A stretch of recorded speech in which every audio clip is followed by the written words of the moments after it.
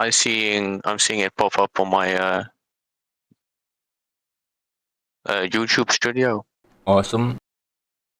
I'm just going to check the channel, see if it's on.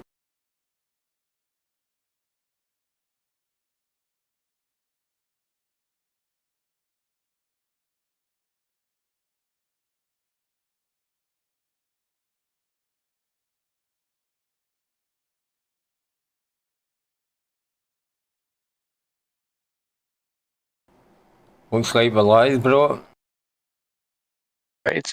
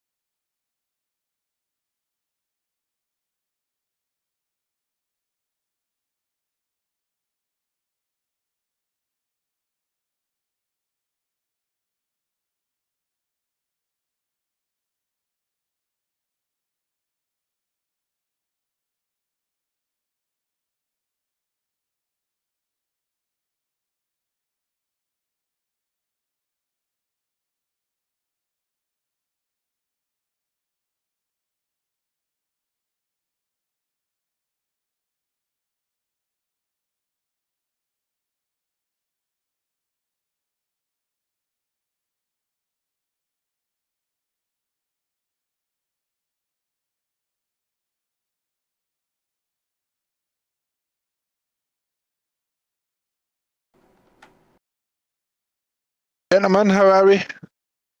Hey buddy, how you doing? Good. Good. The stream should be live. We're just about to kick it off. There's an echo. Yeah, you've got there's the stream there's open an and echo. Discord open. Or is it just... Oh, is it live? Yeah. Aye, okay. aye. Oh, I thought we weren't live yet. Never mind. Aye, all good to go. Micha, you here? Yes, I am. How you doing, buddy? All right? Yeah, doing pretty good.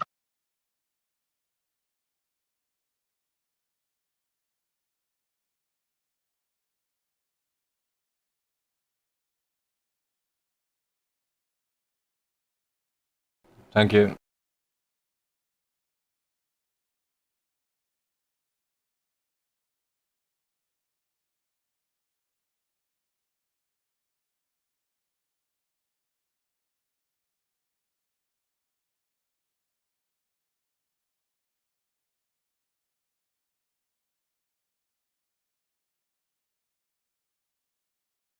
Okay, buddy, here we go.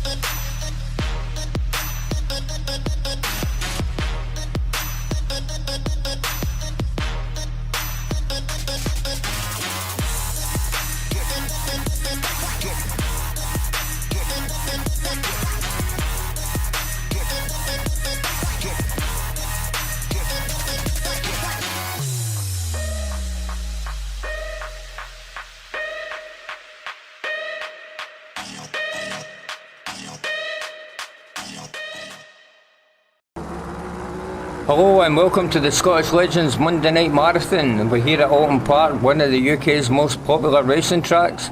I will be one of your hosts and commentators for tonight's race.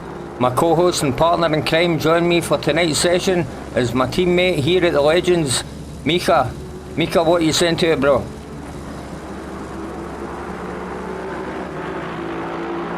Yeah, hello, welcome everyone to this race at, as Andy said, Oulton Park. Looking forward to it. And let's have some fun.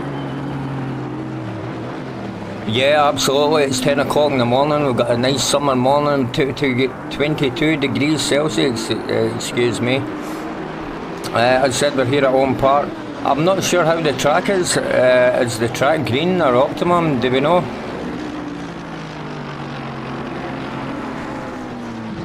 The track is fast at this point, but there's still room for improvement on the track itself. Okay, that was a bit broken up for me there. I couldn't quite hear you. Hopefully it's okay on the stream. Micha, would you like to run through some of the drivers and maybe talk a little bit about the track?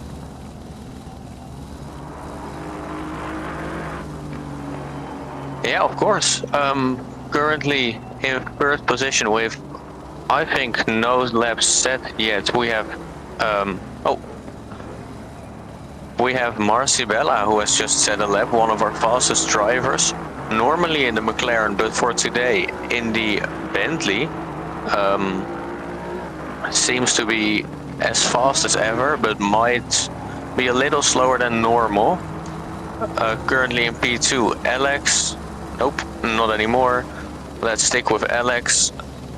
Alex Koch is a fast driver, very young, so with that, with being young, he makes mistakes a little bit easier than he would like, but when he doesn't make any mistakes, he is really, really fast. Same goes for the number 3 Ferrari, Bruno Longarera. Also a really fast guy, really good in the McLaren. In other cars, he struggles a little bit more. Just put it on a provisional pole. Also a really fast guy, really nice guy. In the Aston here we have Raymond Crawford, the founder of the Scottish Legends. I think normally he drives the McLaren 2, I think. This time he is in the Aston. As he was on the track, yeah. Luca, I see also in the Aston Martin, normally in the Ford or the Ferrari. So also a different car choice from him, but also normally a pretty fast driver. So excited to see what he can do today in the Aston Martin. Absolutely, Maggiello at Silverstone. Loads and loads of other drivers. Yeah, sorry. Maggiello in that last race at Silverstone was absolutely phenomenal. Kept the lead all the way until the mandatory pit, and lost quite a few spaces, and then managed to get his way back to first position and finish the race P1. Absolutely amazing to watch. Yeah, an amazing driver in a pretty unique car. We've not really seen the Aston that much. I also haven't driven it a lot, but I think it's a pretty safe car to drive most of the time, and the sound of it is just amazing. Yeah, absolutely, Rips. Let's go on board with it.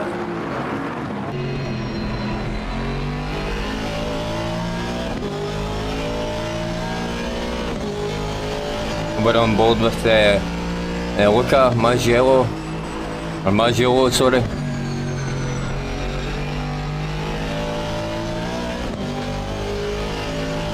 Oulton Park, it's really unforgiving. There's no runoff at all. You're either in the sand or on the grass.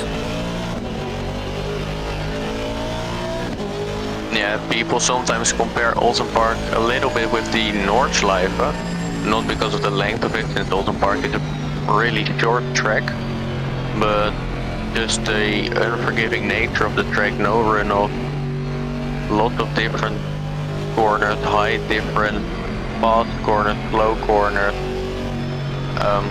which makes it a really tricky track, just like the Noordschleife, and with that also really fun to drive.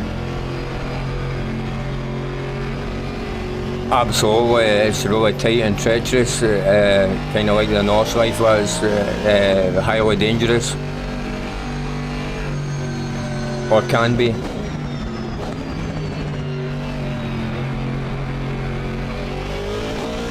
Yeah, I mean, in the end every track can be dangerous, but some tracks are just extremely or way more dangerous than other tracks because of the nature of the track, the blind corners, the high differences, and the lack of runoffs as you said before.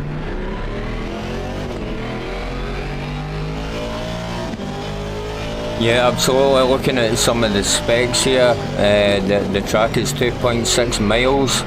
I have no idea what that is in kilometres, about 4 maybe.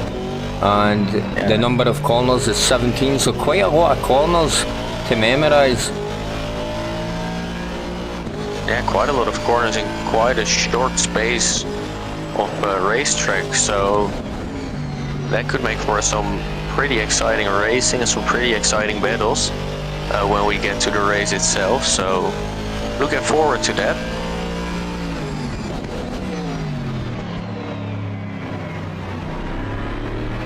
As it seems there's also already a bit of a battle going in qualifying in the top 3, with the top 3 being less than 2 tenths away from each other.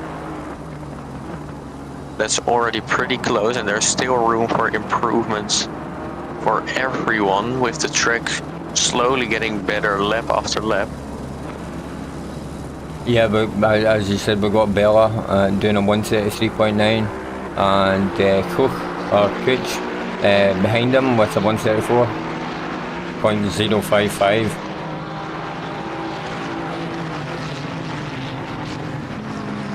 And then right behind that, of course, Bruno with a 134.067. Just incredibly close at the fronts already. So let's hope that that translates to the race. Absolutely. Micha was putting some serious practice time in recently. I'm expecting him to be, you know, top 3 anyway.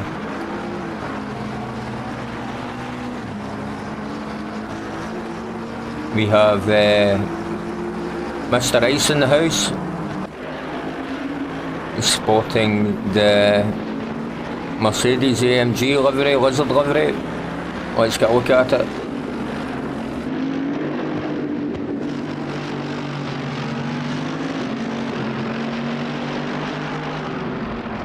Sporting his team colours, but no logos at the moment. But it's looking really nice. I like the colours. Yeah, it looks pretty good. Love the green in combination with the black and then the purple or pink accents in there. Yeah, I like it, man. Of course, last week at Silverstone we saw the Lamborghini livery that they have, which is with the logos, and it's absolutely stunning. It's beautiful to look at. Yeah, that's a really nice livery. That was created by Noob Fixer. You can find him on YouTube or overtake.gg. He does custom liveries. Yeah, it's a really cool one. I like that one.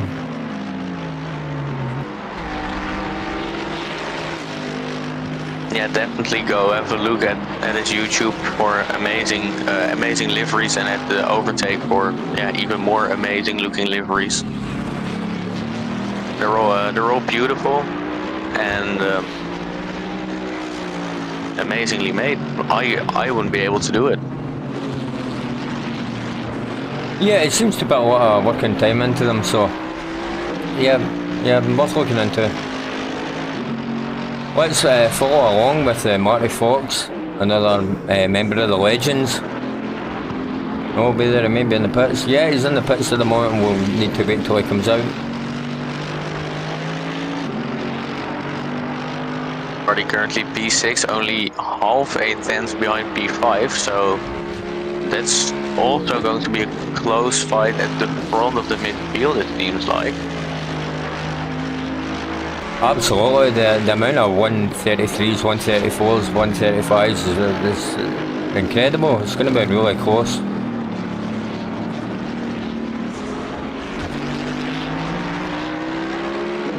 As I see that Marcy has set a faster lap time, currently P1 by almost 4/10 of a second to Alex in P2.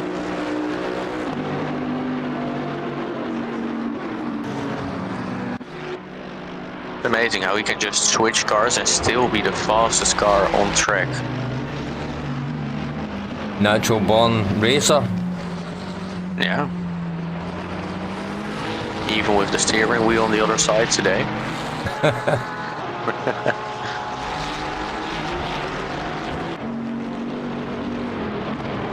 If you've just joined the stream, we're here at Oulton Park with the Scottish Legends. I'm your host Andy McDonald, and we have Micha joining us on the stream tonight. I'm just watching Raymond Crawford for a second, and he just seems to be taking a different layout of the track to gain as much time as possible, to get as much laps in as possible still before the end of the session. I didn't know that was allowed.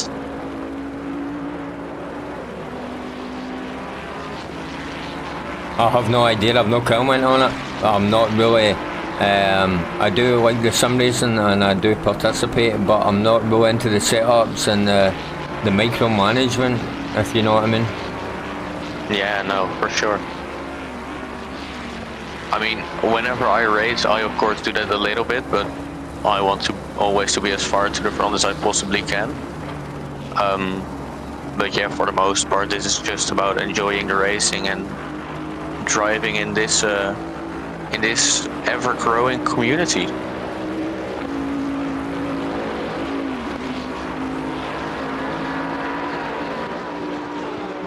It's always a good feeling when you're racing at the middle of the park and you're racing with some friends and you can see yourself over time.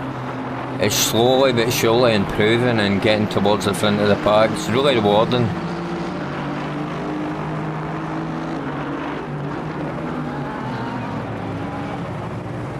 Yeah, every time you just get a little bit of extra pace and extra speed, and you just see yourself getting better and better and better over time.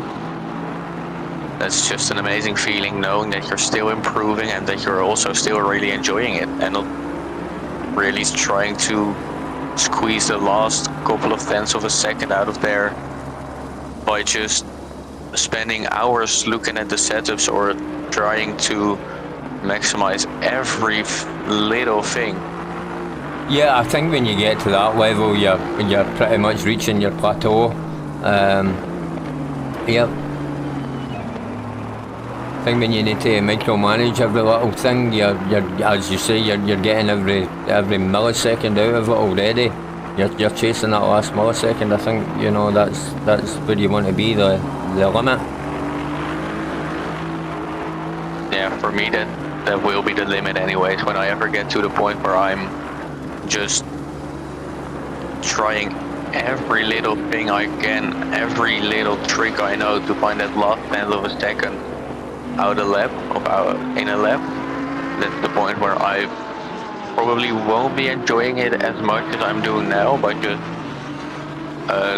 going on the track, loading a setup and just trying to learn it that way and having fun that way. And in this community, just racing with friends and racing with amazing people. Yeah, I would say there's that fine line between, you know, a passion and a hobby and a way of life.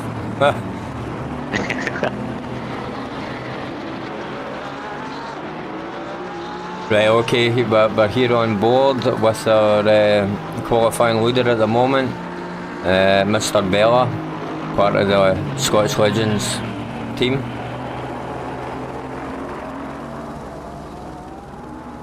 Yeah, Marcibella on pole position with a 1:33.667.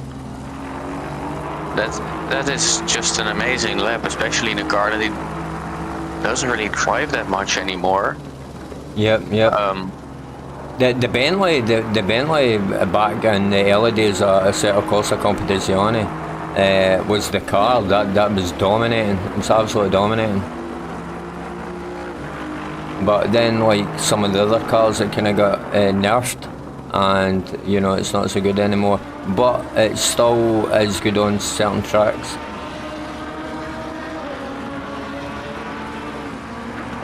I also really like the sound of the Bentley. I've seen it in game quite a lot, and it sounds pretty good in game. But once you hear it in real life one time, it's just an amazing sounding car. Super loud on the downshifts and on the upshifts. It just makes some sort of pop sounds. Yeah. Oh, you've convinced me. Let's see if we can get some of that action.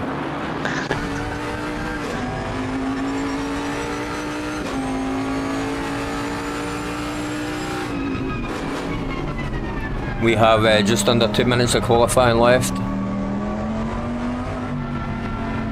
That'll be one lap at best. And I see Alex in P2 in the pits, so I don't think he will be doing another lap. He does leave the pits, he might still be on time. But that's only one lap for him on still pretty cold tires at that point.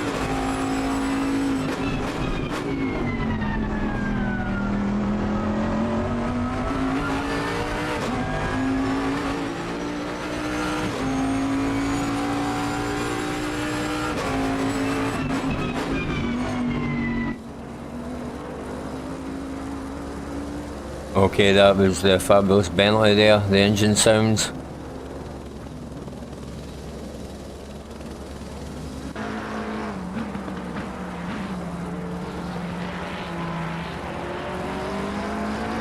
Less than a minute in qualifying remaining now. Everyone crossing the line will be entering their final lap of this session. Of course, everyone will be trying to get as far up the field as they possibly can.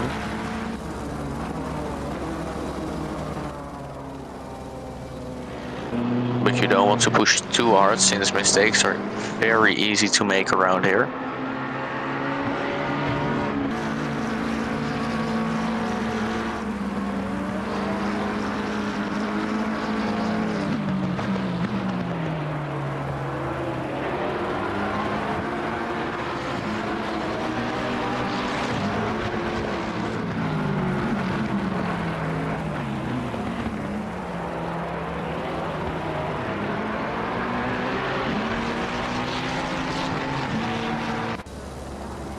As we see Camaros going off track on the stream, with that ending his qualifying.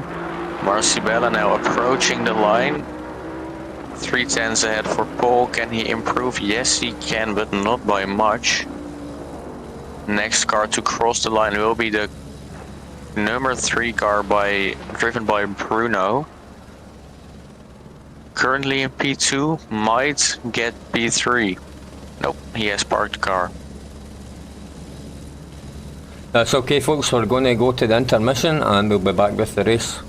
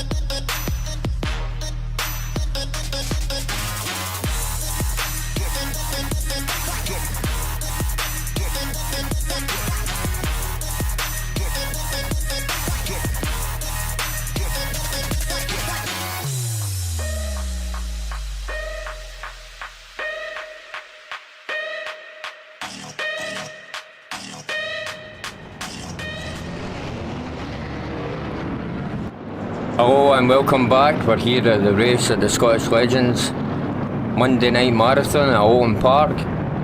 I'm here with Micha, my co-host. How you doing, Micha? Doing well. The race is about to start, so of course always the feeling of excitement. Absolutely, and we're across the line down into the first Old Hall corner. You want to take over and do some commentary, Micha? Yes, of course. I saw ice spinning in the background and there was some more chaos there. I saw Luca going wide out of turn 1. Marcibella still at the front. There's even more chaos in turn 2. Marty Fox has been spun around. There are some contacts. That was really hard to see what all happened. Someone else is going slowly. That is car 21, so that would be Davidenko. Lots of chaos happening back in the back of the field. The Ferrari from Jorge Gato has spun and has hit the wall twice, so he has some damage and he's now last place. We have 2 people in the pits currently who did not start this race, but lots of chaos all throughout the field. Yeah, it's absolutely insane. 7th, 8th, 9th, 10th and 11th place are all like less than half a second apart. Right up to 14th place. I'll try and stick with the action. As I do see Kevin Peters trying to get alongside Luca going wide in. I don't know what corner it is, but Luca has lost loads of positions. He's down into I don't even know what position.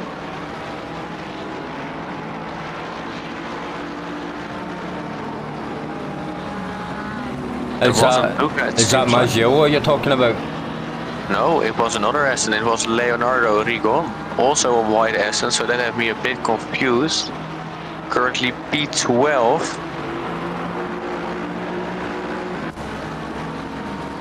Yeah, some positions lost. There's someone going slowly again after turn 2, but he's managed to pick up the pace again.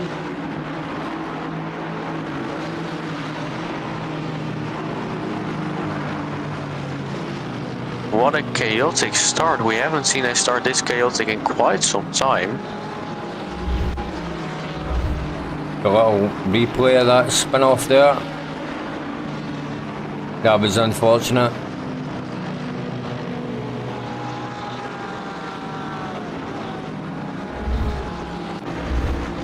That is unfortunate, but nicely weighted with the rejoin to not get into anyone's way.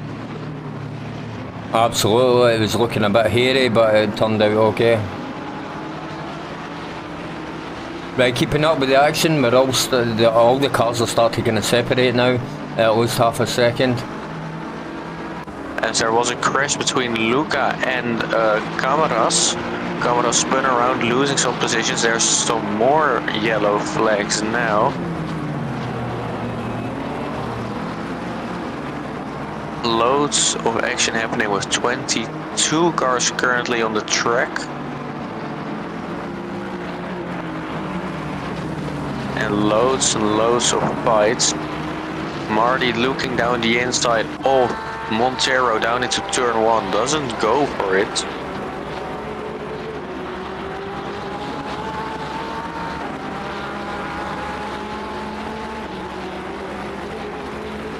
I know it's the front of the pack, P1, 2 and 3 are all seconds apart, so there's not much really happening there. We'll try to stick with the mid and the back of the pack where the action is. Yeah, there's a lot of action here. As I see 3 cars almost bumper to bumper. Leader of that train is Raymond Crawford. And then after that we have Davidenko and Nick Ice. With a Porsche off track there, almost rejoining into them.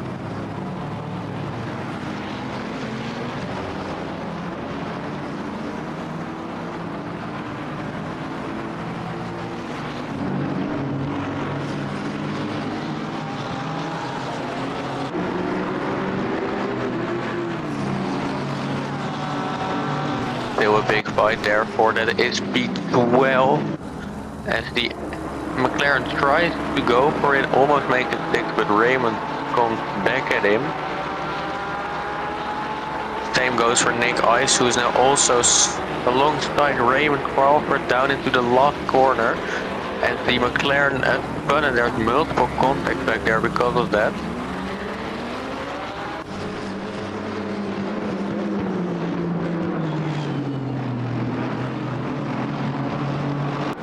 It's absolute chaos throughout the whole field this race.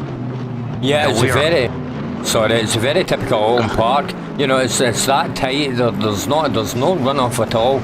And if you watch the other classes of racing, the touring cars and stuff, they're almost on the grass all the time. Someone's always on the grass. Yeah, it's definitely the same here this race. Wherever you look, there's battles and everyone is close to each other trying to find a place to overtake. Which is really hard around this track since it's so fast, tight and twisty. I'm just looking for some action just now. Looks like we do have a little bit of action. We have a nice train of cars with Gale involved. Clarence is at the front of that train in his number 7 BMW. Slowly trying to pull away, but that's a nice train with loads of cars really close to each other. I think I saw 5 cars in that train, maybe even 6.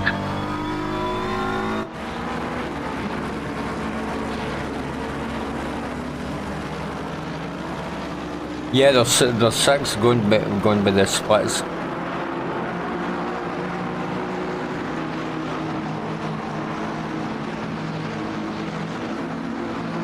As there's another contact in the back of the field between Kirschen and Ruga, I think it is. No, that was between Kirschen and Kivinen. Car number 13 and car number 42 down into turn 1 with a little bit of bumping trying to get past. Yeah, we just caught the tail end of that incident there on the replay. Really unfortunate and a really easy mistake to make. Oh, absolutely. But I think it is one that will probably get a penalty after this race. Because that's not the way to overtake.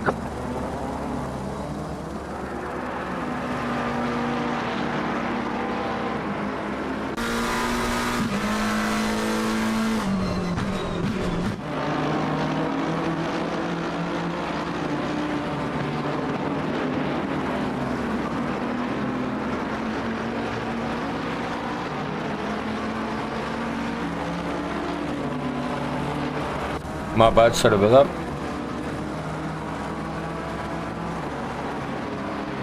Marcibella still in front, 4 seconds of a gap now to P2. I don't know if there's much action going on. Yes, there is. There's a fight for P5, which is between Peters and Kaken, the Mercedes and the McLaren. Peters also a member of the Scottish Legends, driving with the Scottish Legends livery, of course. As they have Genoves right in front of that. I'm probably not pronouncing that name correctly, so I'm sorry for that. But this is a nice little battle at the front of the fields. And yeah, our closest gap of 0.3 seconds at this point. So we might see a move here soon from the McLaren driver.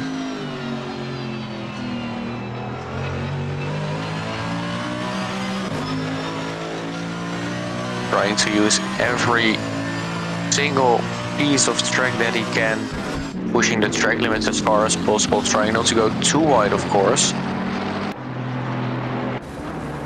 That was a little mistake from Peters. Just a little bit of contact and there's a crash. Oh no. Peters off into the wall and the McLaren still alive. Maybe a little bit of damage, but a really unfortunate contact. As Peters is still in the wall.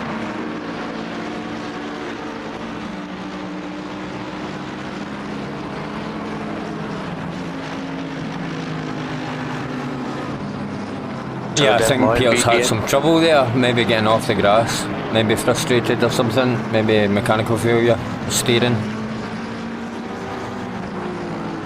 Well, I'm guessing it was some sort of failure, but it was enough for him to DNF as he is out of this session.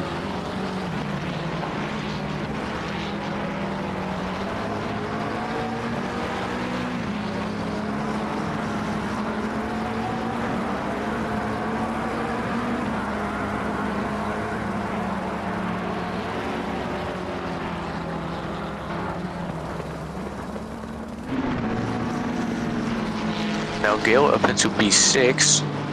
Normally he's a bit further behind, but he's really good at just keeping his nose clean and just surviving that way.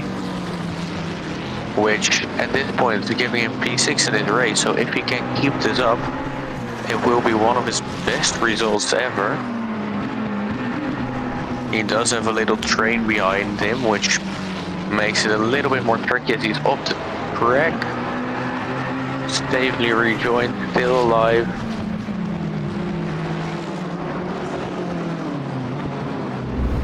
And still in P6. I think he was going to McDonald's or KFC or something now. Trying to get a little mid-race snack. He still has a long way to go, so he might do it more often this race.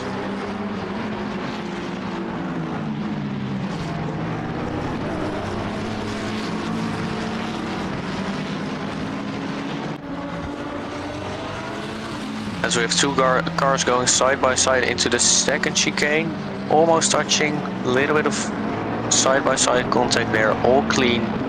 And Voda in the Ferrari keeping the position. Camadas gave him a little flash.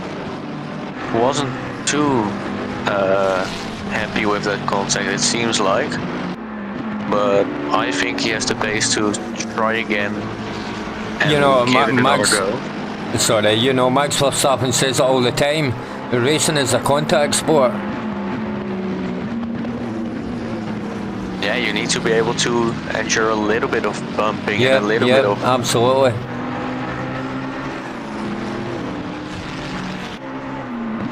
Especially on a track like this where there isn't a lot of space, you can expect some door-to-door contact. And you just, you have to accept it and deal with it.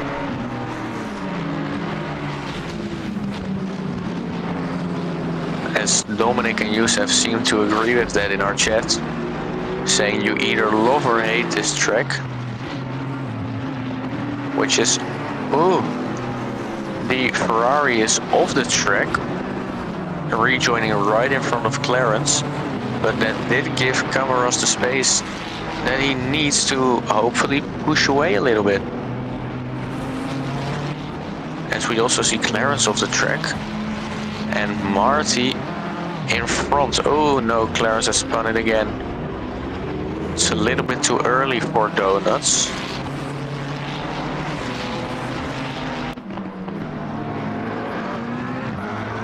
As, oh, that was a weird one. Ice tried to go for the move, but also spun it. Braked a little too late, went on the grass, and then it seemed like there was a little bit of contact.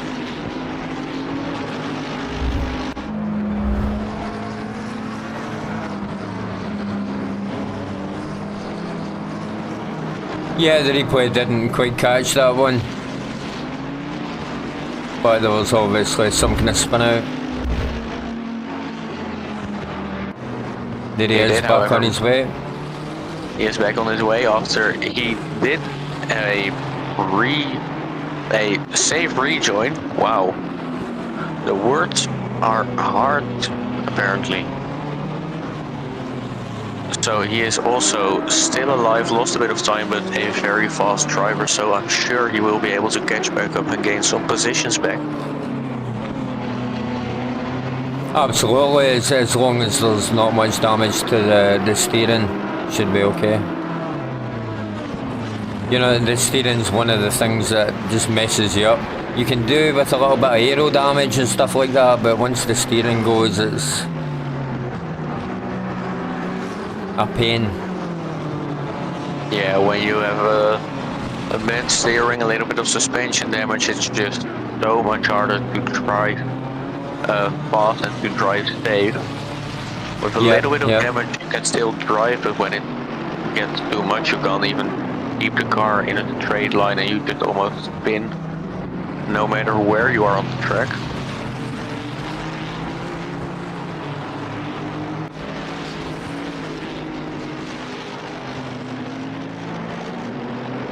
If you've just joined us, hello and welcome to the Scottish Legends Monday Night Marathon.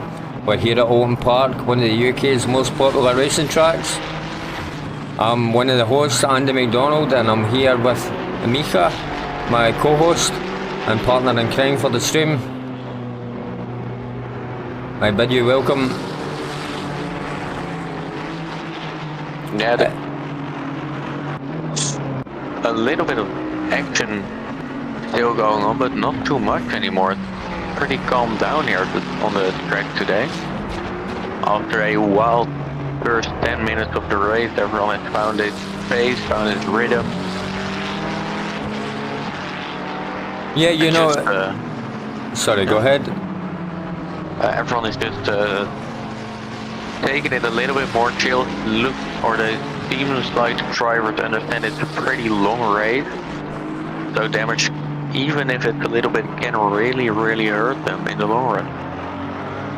Yeah, I think the adrenaline at the beginning of the race is just overwhelming, and once you get a couple of laps in and get into your groove kind of thing, then you know the adrenaline calms down and you start seeing that gap between the cars getting more and more and everyone kind of spacing out. Yeah, the adrenaline is always, I wouldn't say a problem at the start of the race, but it's always something that you need to be able to deal with, and you need to be able to keep the adrenaline and yourself under control so that you can have a clean and fast start without any contacts or without any big contact spins or without going off the track. Absolutely, and for the new drivers it's particularly difficult because they've also got the nerves that when you're used to racing in, you know, pole positions, you still get nerves but you learn to manage them better. But when you're a new driver, the adrenaline, the excitement, the nerves are crashing into someone, you know, yeah, it all takes its toll on the system. Yeah, it's something that you really need to learn to manage from experience, and it just takes time to manage it all and to keep it all under control once you started racing. As I see now that this track is also apparently pretty hard on track limits, since I see that car number 32, Ben Scamaras, has already gotten a drive-through for track limits after only 19 minutes in the race. Yeah, naughty boy. Yeah.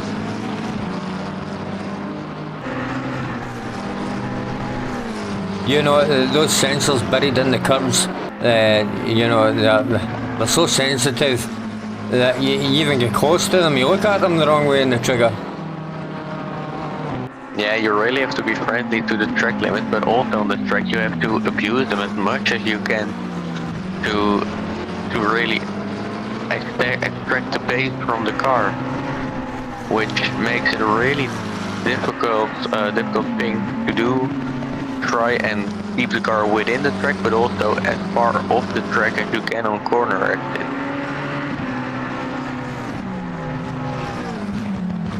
once you master that, you will be incredibly fast around this track. But if you're still struggling with that a little, then you can be fast, but you can also get, the drive-through for the track limit.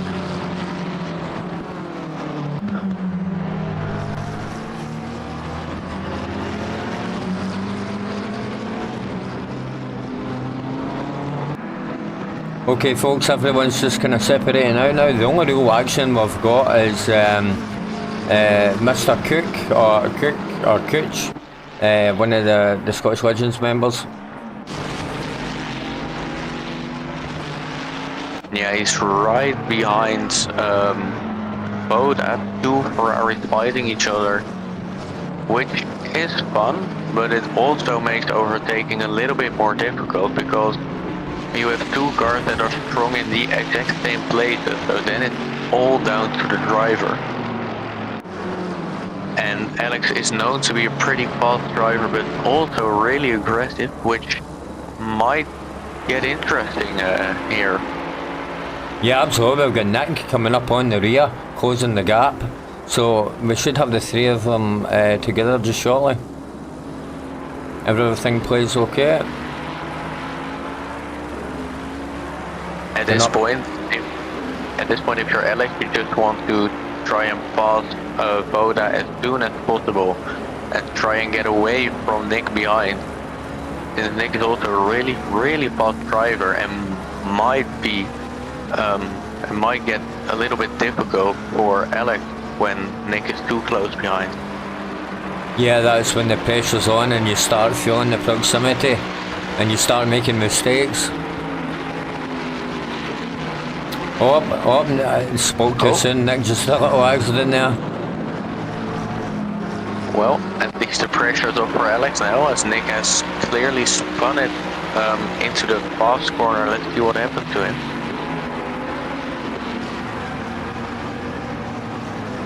He lost it on entry, it seems like.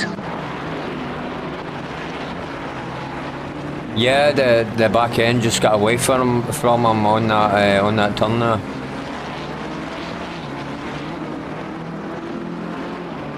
Unfortunate incident, also went into the wall with that, so that must have given him a little bit of damage, but still pretty close to Alex and Voda, so he didn't lose too much time.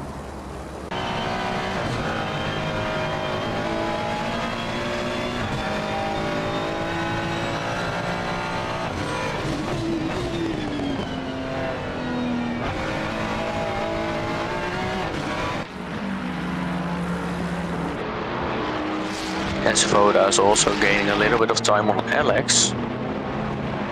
Gap is growing, was less than a second and is now over 1 second, with Nick almost 2 seconds behind Alex at this point.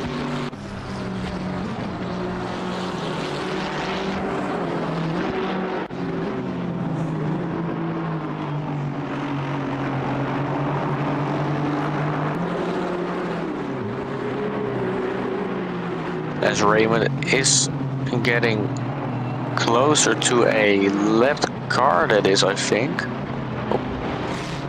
The left car is still there.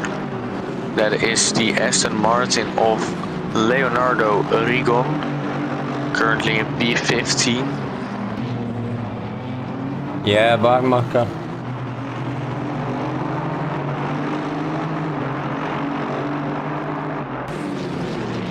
Raymond doing his best to catch up to Clarence in P12. The gap is currently less than a second, since it looked like that Clarence has made a mistake.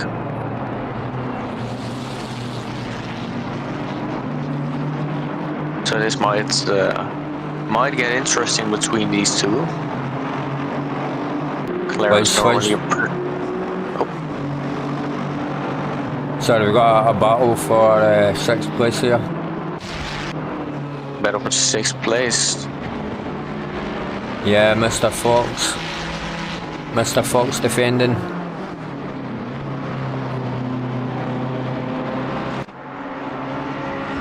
No, sorry, my bad. I'm looking at the wrong thing.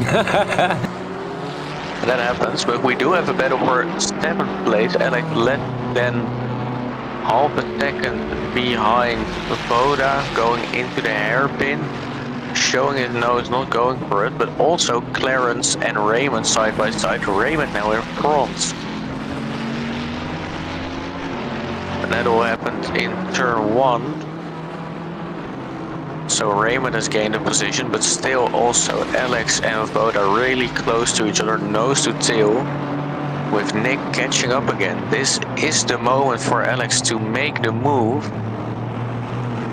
if he wants to get away from Nick.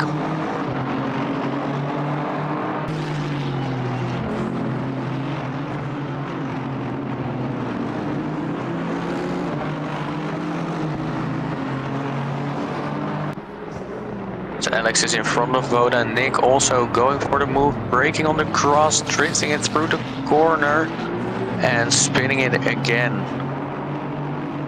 Just showing how hard and unforgiving this track can be. As Raymond is still pretty close ahead of Clarence. Clarence not giving up, normally a pretty fast driver, now down into P13. Not used to seeing him back down there. So let's see if he can make his way past Raymond Crawford again.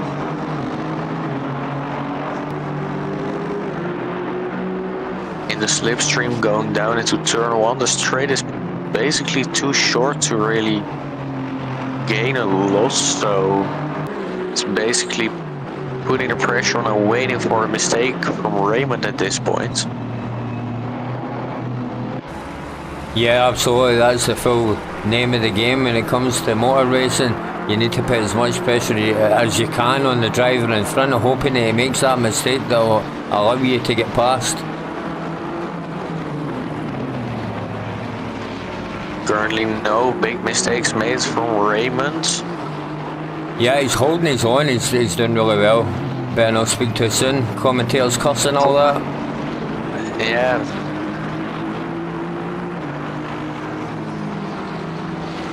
I've had some experience with the commentator's curse, not always in my favor.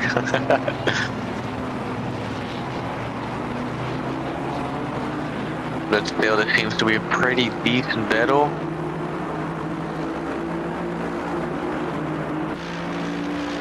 And there's an even closer battle going down into turn 1 now for P7 between Kamaros and Voda. Side by side. Can Kamaros make it big? No, he can. Looking for a gap down into turn 2. No gap there, still behind. Again, just showing his nose, looking down the inside, making Voda ahead a little bit nervous, so that he might make a mistake, which is just a perfect example of putting the pressure on. Just being there, showing your nose, being in his mirror, and just being annoying basically, driving different lines.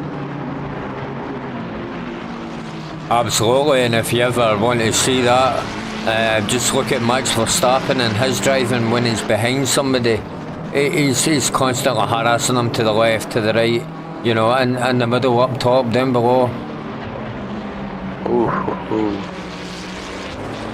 A little bit of a moment there. Kamaros looked like he was going for it around the outside, but deciding to cut the corner and slot in behind again.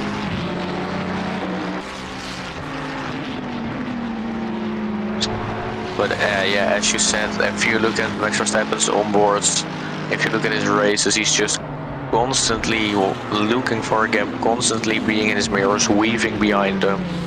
Yeah, and flashing his lights as well. He does that quite a lot. Yeah, he loves his pleasure button. Just trying to be as annoying as possible and as distracting as possible to the car in front.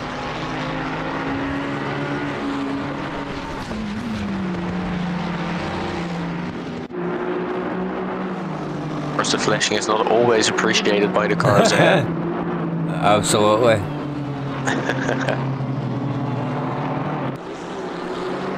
And Raymond's still holding his own. Oh, whoa, whoa, whoa! Well, that's perfect example of combinator curves, I guess. Yeah. But he is still ahead. Yeah, took it back nicely. I bloody missed it. I was looking at the wrong screen.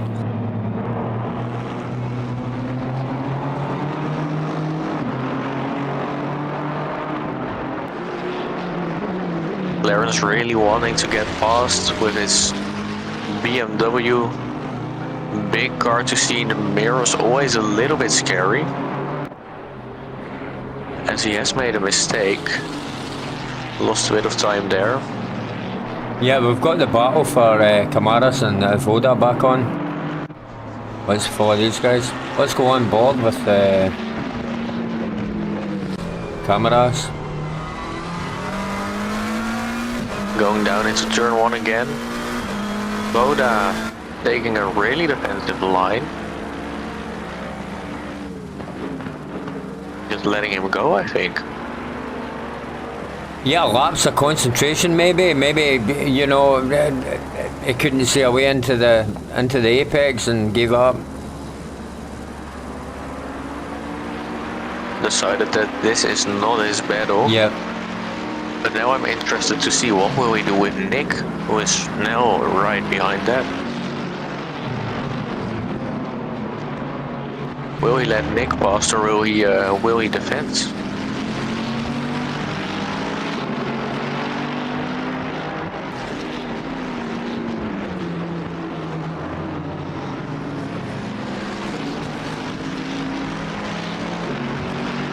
Nick, of course, in the front engine Mercedes AMG, also a really beautiful car to see and a really beautiful car to hear. With some amazing sounds coming from that engine.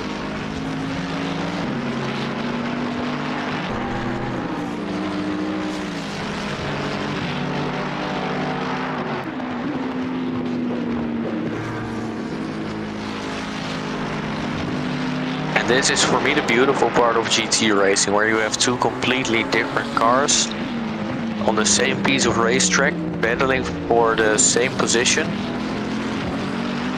The front engine Mercedes, which is strong at completely different points of the track than that mid-engine Ferrari. And at that point you just really have to drive to the strength of your car to try and force that overtake. The level of technology that goes into these cars to enable them, as you say, different models to be competitive on the same track is phenomenal.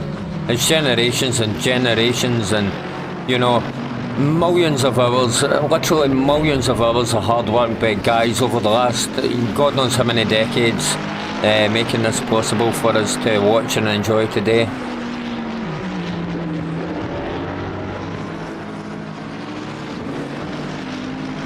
As I have just noticed something looking at the drivers still in this race, there was someone, and I don't remember his name, but there was someone in P4 with the fastest lap. He was also the fastest, or one of the fastest in the free practice, but he is gone. He was faster than Marty even, but he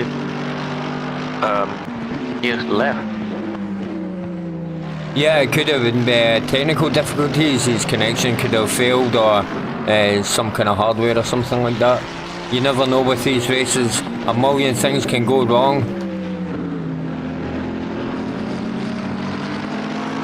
Yeah, there's a lot that can go wrong. Driver errors or your force feedback failing or whatever. And that makes, yeah, like failing force feedback or a screen that suddenly turns off or whatever is basically the equivalent of a mechanical failure in real racing. Yeah, I was just thinking that exact same thing.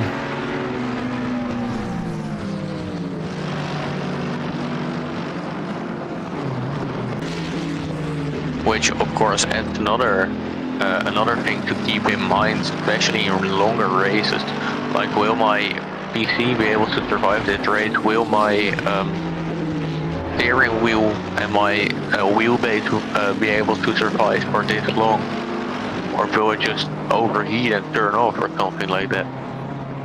It's happened, it's you know, it's happened, especially, I'm sure it's happened when there's been races for big money and the big leagues, and you know, there's nothing you can do.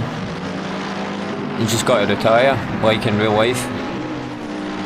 Yep. And that is the hard and sad reality that racing has. But it also makes it more fun and more, or really unpredictable. Which is a part that I really enjoy in racing. Yeah, it's a thing without the unpredictability. Yeah, it wouldn't be fun.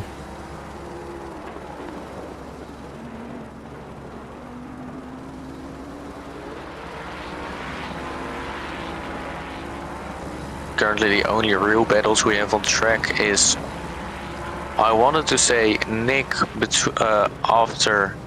or Nick and Cameras, but Nick has made a mistake going too wide and losing quite a lot of time. Yeah, I was looking at the splits there, sorry. Even Voda's making mistakes now. Yeah, he was pretty fast, but he's clearly had a moment. He has some damage on the front end, it seems, which is making his Ferrari just harder to drive, and he's clearly struggling with it a bit more.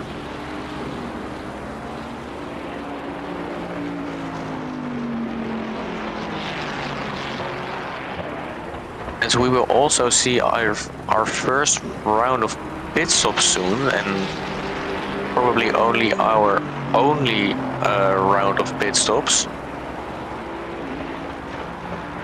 Raymond starting us off, I think. Yep, he's in the pits.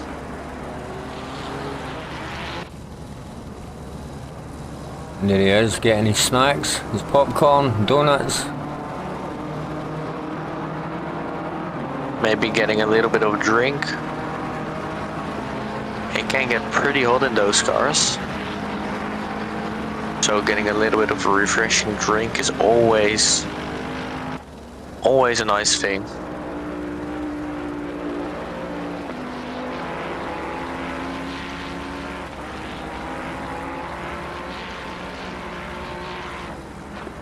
However, I think it is a DNF for him. Or he had lots of damage which needed to be repaired, because he's almost stopped for 3 minutes at this point. So I think that's just the end of the race.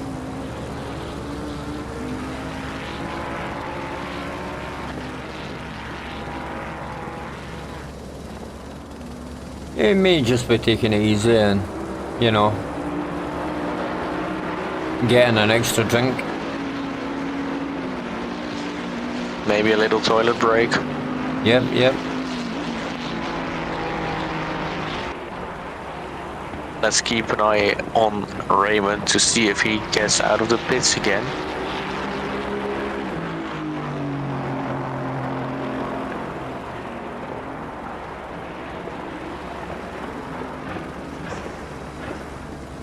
As I do quickly want to say that we have a very beautiful top 5, top 6 even.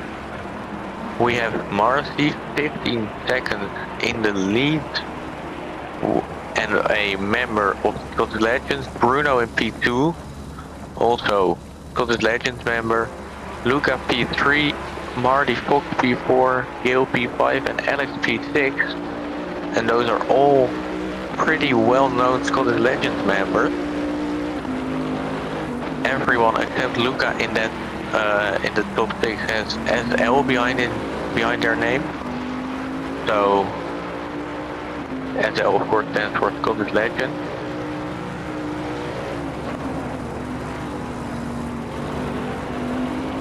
And we have only 13 drivers on track after 25, or with 25 drivers starting this race.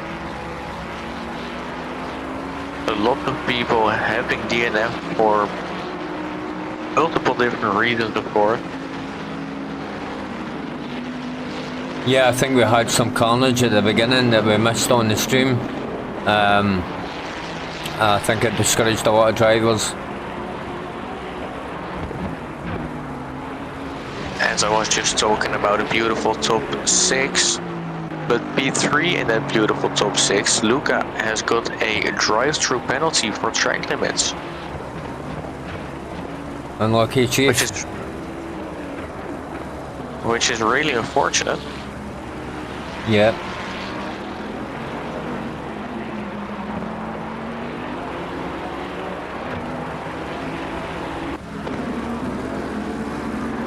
Let's see where he drops down to when he's taking his drive-through.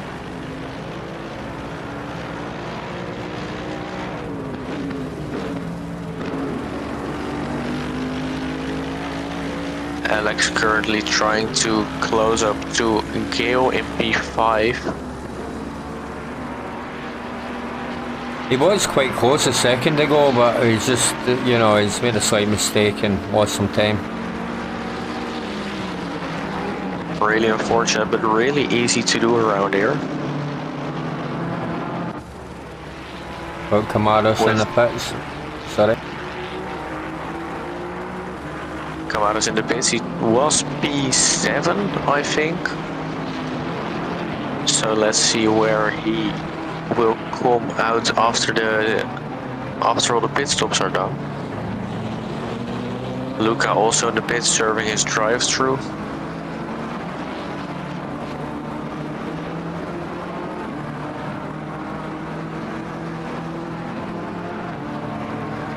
And Luca, even after his drive-through, still in P3.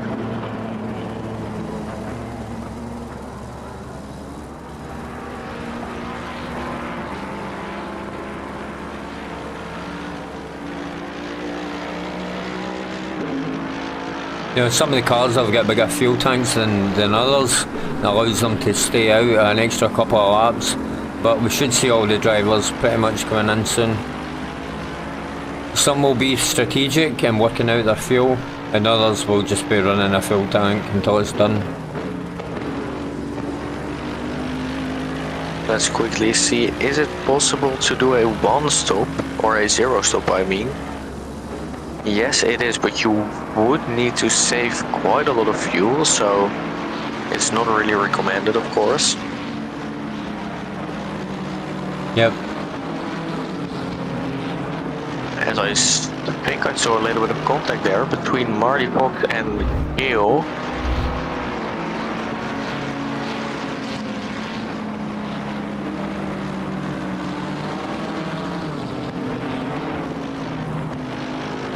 Oh yes. That is really unfortunate. Yeah, Mr. Fox is lucky he didn't get taken out there. Yeah. I think he had a slight lapse concentration on that braking zone there. We all do it from time to time. And Nick came along and swooped up the position. Nick now at P5. Alex, because of the contact between Marty and Gale, is now up into P4. As Bruno, who was in P2, has pitted. Currently driving out of the pits, and he will leave the pits in P3, I think. Yes, it is in P3.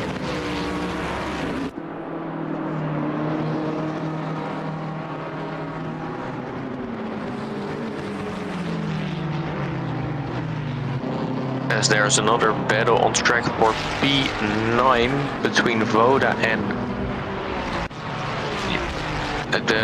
the other Ferrari, the 93 Ferrari in the Sky Tempesta livery.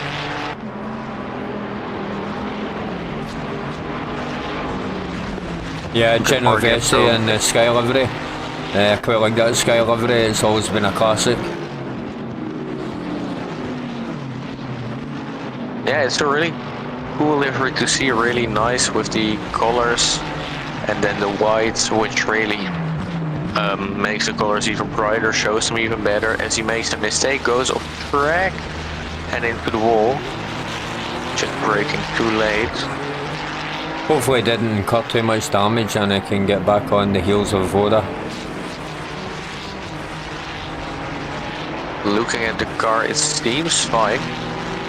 Wasn't flight tap with the wall, so I don't think he has too much damage. But still, it's a really unfortunate incident.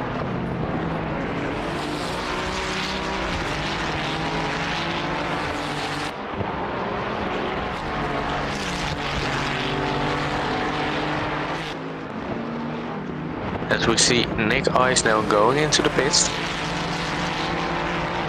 from P5.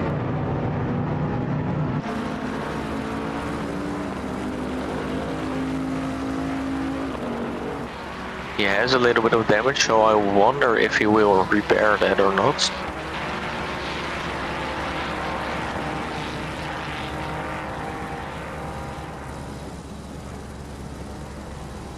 That's of course always the big question. Is he okay with the damage, or can he or does he want to repair it and with that lose a little bit of time, but maybe gain that back in the second stint of this race?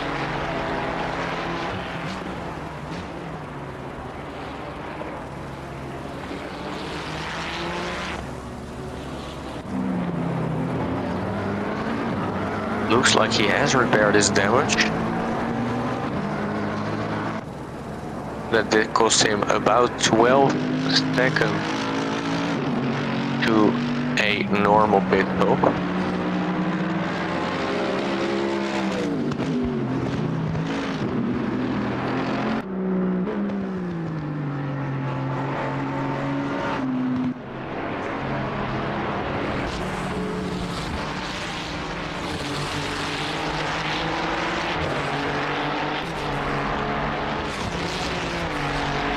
Really any big battles going on. We see Andrea Genovese closing back up to Voda after his little mistake in the hairpin where he broke a little too late and went into the wall.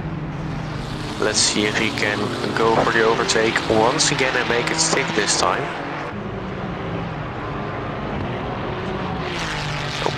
As Voda goes into the pits. Well,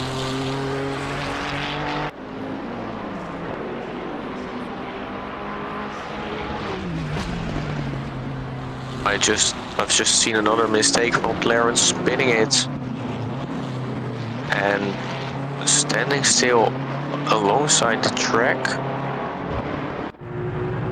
and returning to the garage.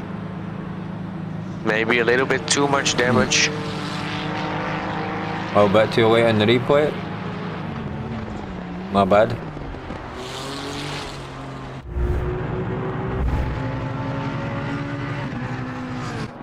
Just contemplating his thoughts and deciding he has had enough for this moment. Yeah, we all have those moments. You either get back on track and, you know, pick up your pride or hit that button.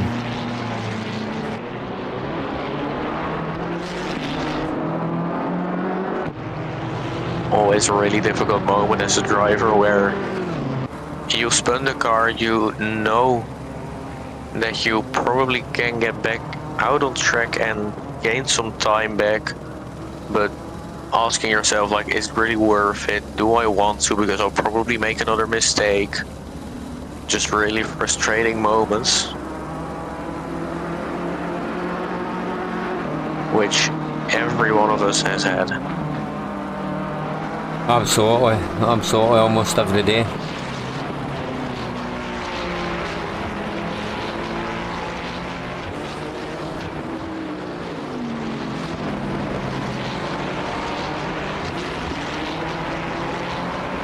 As I think, yeah, Clarence has taken the DNF as he has left the session.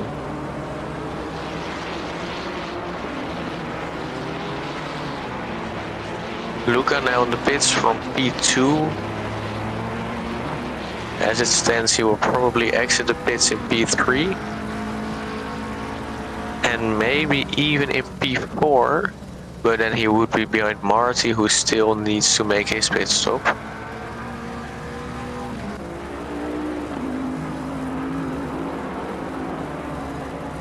I'm not sure how much fuel that Bentley can hold, but it looks as if it can hold a lot. Yeah, Marcy's still going. Still no pit stop done by him.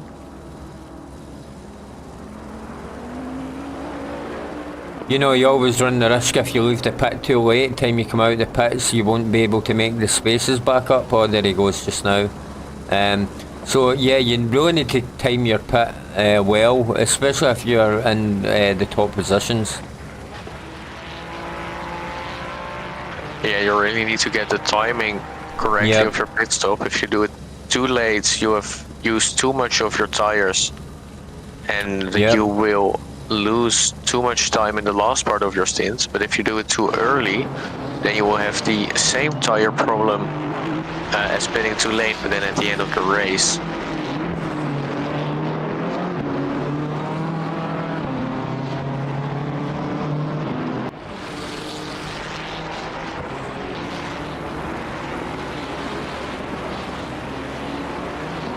As we are over halfway in this race, and I think about 10 to 12 people have already DNF'd.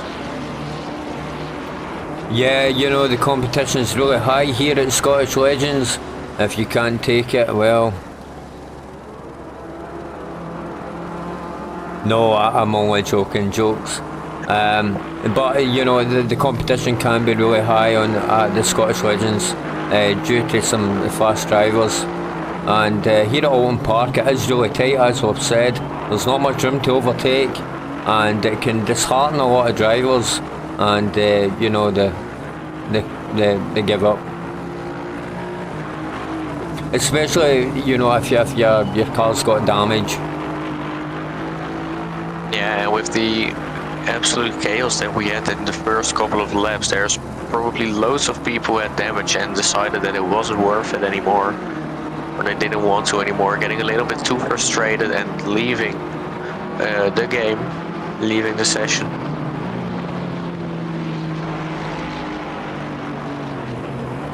Yeah, I've been there many times where I've, you know, had a crash or whatever and fell really behind, and you almost know you're going to be in almost last place for the entire race, and the race may have 30 or 40 minutes to go, but sometimes you just need to pick yourself up, get back on track, and hope that other people make mistakes and you end up with at least mid-pack by the end of the race.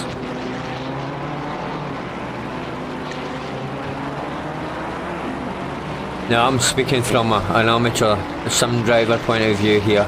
I'm not fast by any means.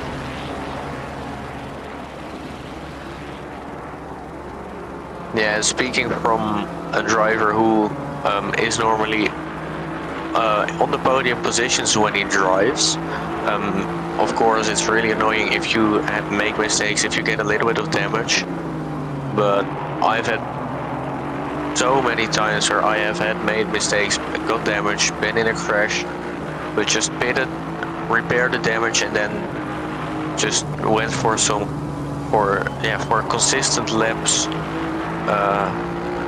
trying to minimize the mistakes made and just hoping for mistakes by other people, and always getting loads of positions back. So it's always worth to stay in the session. It's always worth to stay in the race. Yeah, I totally agree with that. It doesn't matter whether you know you're mid-pack, back-pack, or you're up at the pole positions. It's a good attitude to have. It's a good frame of mind to have, a good mindset.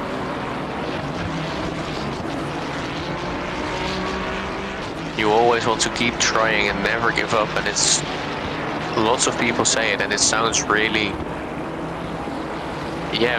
really stupid maybe, like never give up, but I've been in a big crash with loads of damage, but it's still a long race. At this point, 35 minutes to go, which is still a very long time.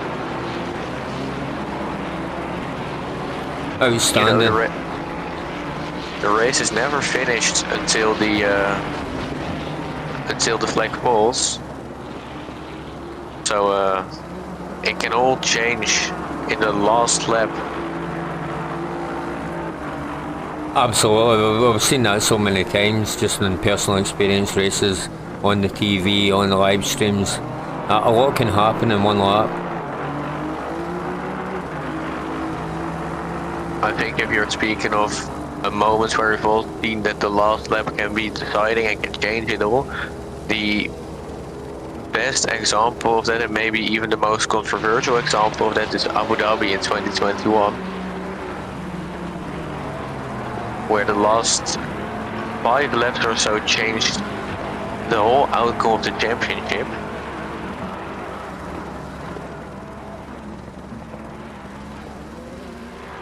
Yeah, it's absolutely saying never give up hope. It's such a cliche saying, you know, it's been about for maybe even hundreds of years. Yeah, but it's so true at the same time, as you say. It's not silly.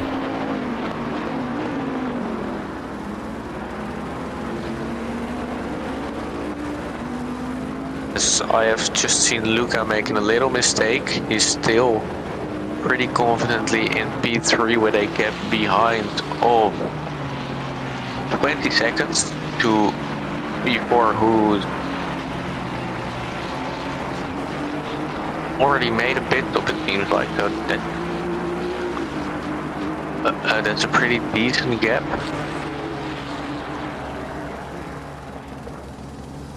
Looking at this race and the main winners and losers who are currently still in the race, our main winner so far has to be Marty Fox, starting P19, and he's currently in P7 after his pit stop. He's gained 12 positions so far. And our biggest loser at this point is Kamara, starting P3, and he's now in P6. But of course that's with all the people who have DNF'd not taken in account for that calculation.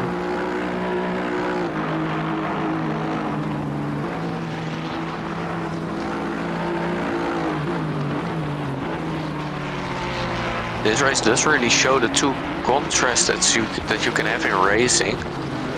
The first couple of minutes it was really exciting, and now there's only one real battle on track, which is for P5 between Alex Koch and Ben Camaras.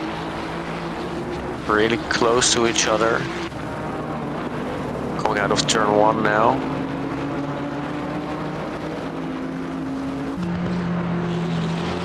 Yeah, sorry, ACC base control freaked out there. As I see something that is kind of surprising, but not surprising at the same time, I just see a Bentley slowly creeping up behind that to lap both of these drivers. Marcy Bella just absolutely dominant this race.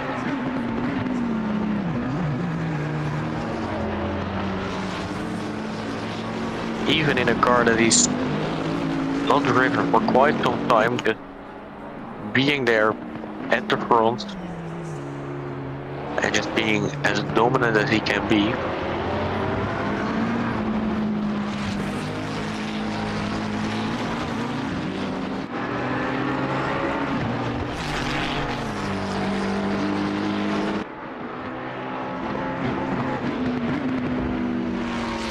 Camera's losing a little bit of time again. Maybe Alex has found some more pace, some more grip.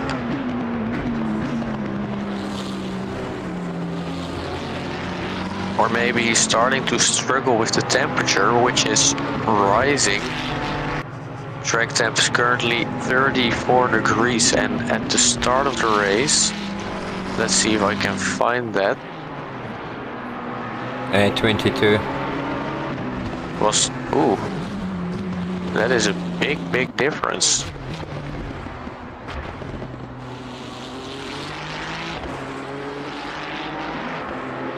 Yeah, it's incredible how much the temperature can affect the tyres, especially over longer races more than an hour. Yeah, there's a certain point where you will just overcooks your tires basically. You have the tire pressure set correctly for the earth pin, but when it heats up you need to, of course, turn them down a little bit, but who knows by how much. And when you get the tire pressures wrong, you can just absolutely cook your tires and lose a lot of grip and have a lot more tire wear than you would want.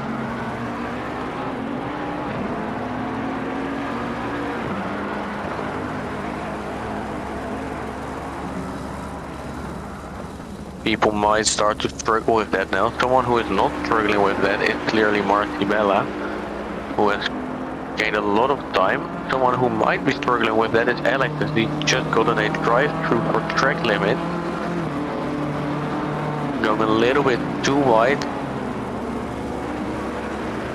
and getting penalized for that immediately. Yeah, that's unfortunate. He's for sure going to lose some positions there.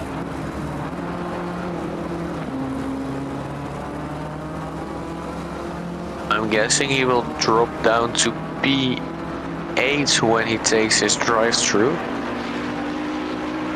which is really unfortunate for him. After a crash at the start, he has found his way back to P5, but he will lose, of course, some positions after his drive-through, as Camaros goes out of the way for Marcibella. Nicely done there. It's always good to see nice professional clean driving.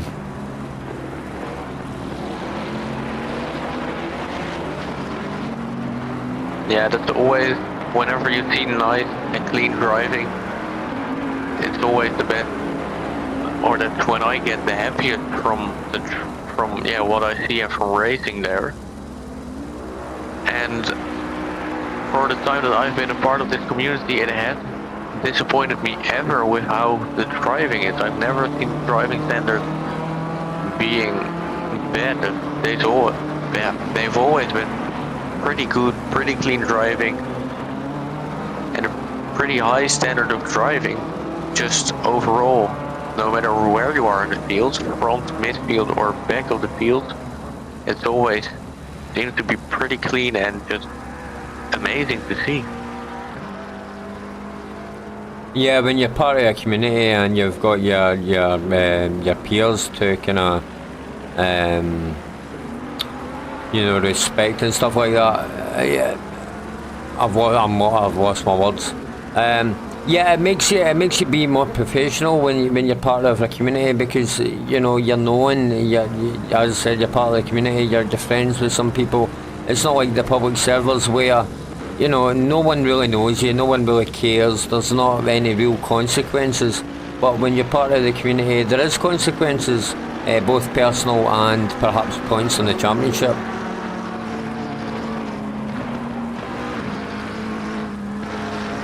Yeah, and in this scenario, it's both personal and points for the championship, since everyone in the community basically knows each other and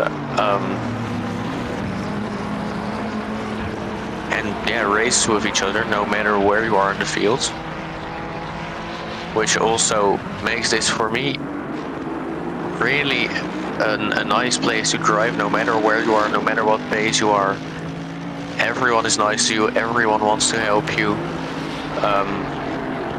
and everyone wants to have fun driving and wants to have it clean.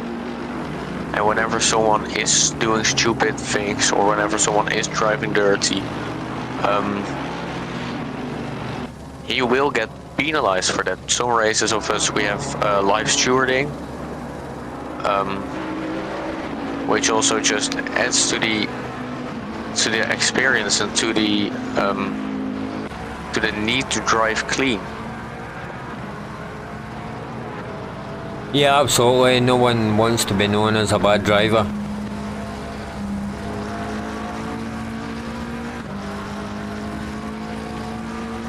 I think there were some instances of people joining the community and then being bad drivers or dirty drivers, and when we try to help them, just not listening and always saying the other one is at fault. But at that point, we as a community, yeah, always, yeah, how do you say it? We always, you know, we always survive the people who are trying. Oh yeah, yeah. I don't know how to explain it, but we always dealt with it in a nice way. Yeah, you know, be professional and courteous, even when in the face of, you know, adversity.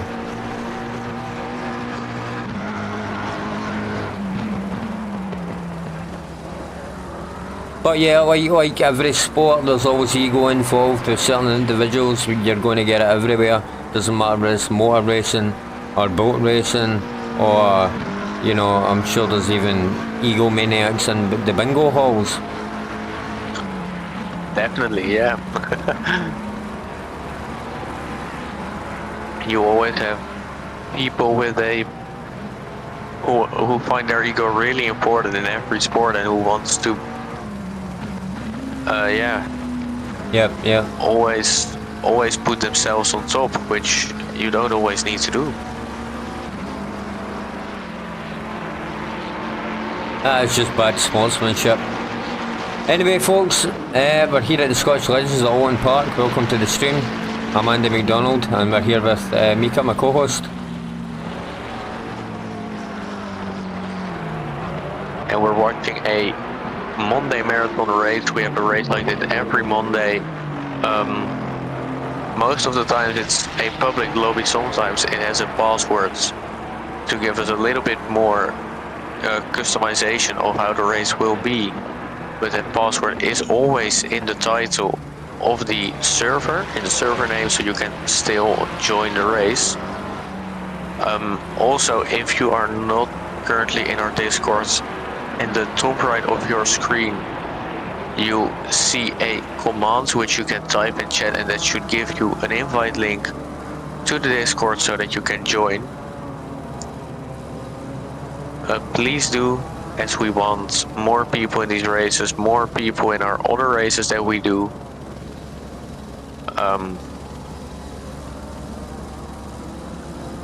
Yeah, I'd say please have a look around. If you don't like it, you can always leave, and if you like it, then please stay. Yeah, that's right, absolutely. We're always looking for clean drivers. If you're a clean driver, and even if you're just starting off in the game, and you know, some of the pro drivers here, they will spend some time with you, maybe give you some coaching, and we'll certainly set you up with some setups for your car and get you started. It's worth checking out. It definitely is. Looking at this race, there's not really a lot going on at this point. No, the closest... Sorry, go ahead. The closest gap we have is between Marty Fox and Ben's Cameras, yeah. P6 and P5, and that's a gap of 3.5 seconds.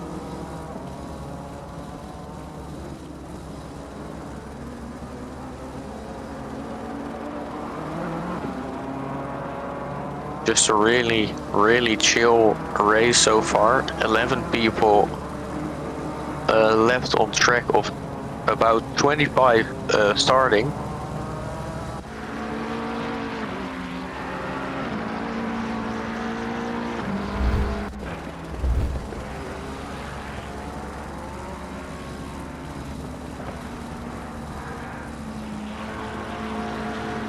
And we see a replay.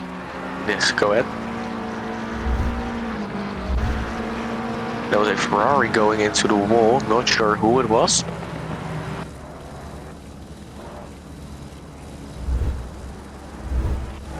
Was that Alex going into the wall? Voda, I think. Oh. Was it? Oh. No, just the spin out. No, that is an unfortunate one. You almost had it back on track. but just lost it at the last bump there, going from the grass back to the asphalt. Really unfortunate moment there for him.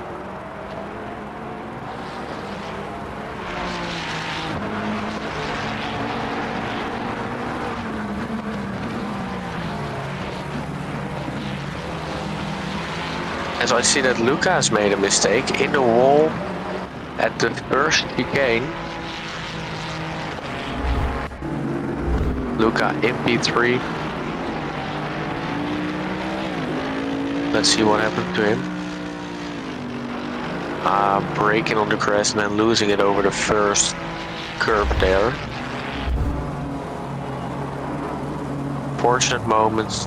Luckily for him, still in P3 with a gap of 16 seconds, 17 seconds to P4.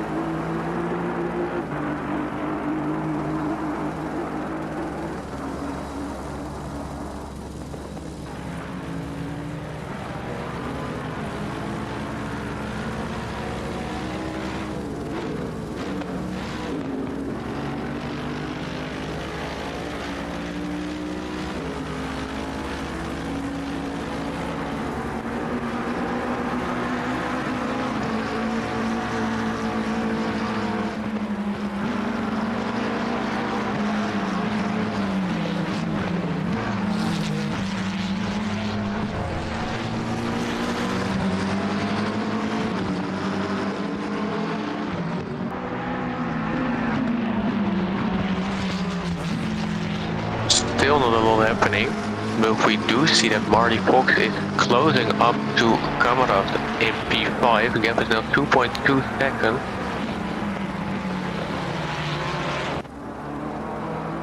And we see Gale, I think that is lapping someone or getting lapped by someone. But Marty Fox slowly closing up. He gained 1.3 seconds. Nope, I'm lying. He gained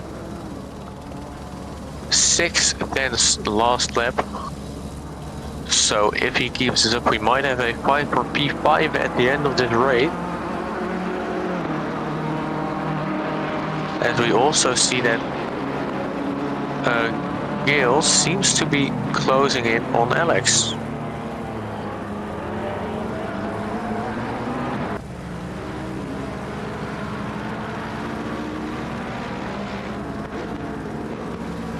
Gale only 1.6 seconds behind now. So we might actually get some fights at the end of this race. I hope so.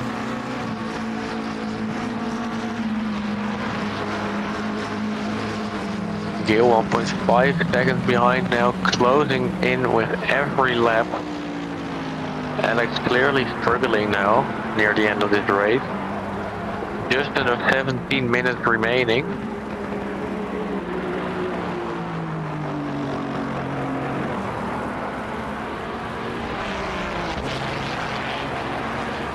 And we might finally get some action here. Took almost an hour. 1.5 seconds behind now. Marty Fox is also still closing up. Last lap gaining 5 tenths of a second.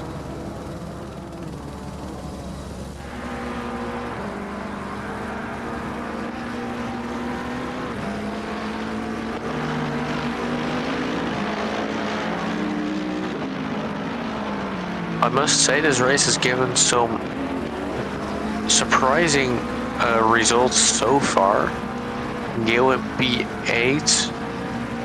Normally he's outside of the top 10, and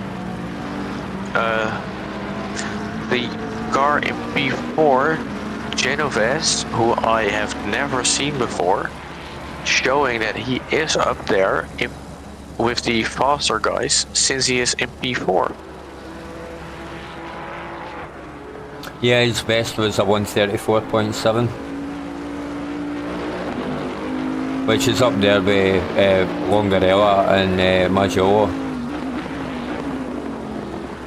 Just showing that although it's his first time here, he has the pace.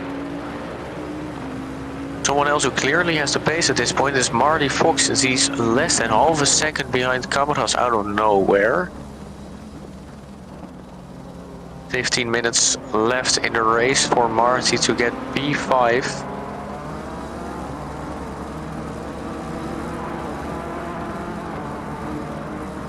Will he be able to do it? Will he be able to throw it alongside somewhere, or will there be a mistake? Loads of different options, loads of different things that can happen.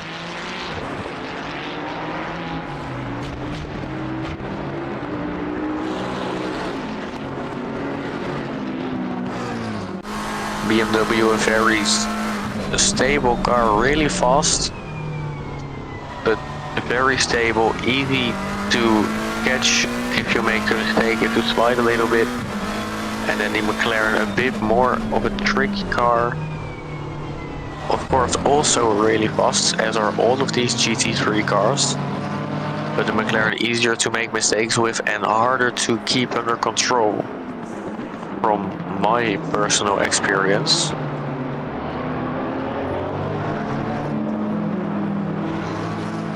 So let's see who can go for the overtake here. Will Marty be able to get P5 or will he stay P6? Still really close behind, clearly putting the pressure on.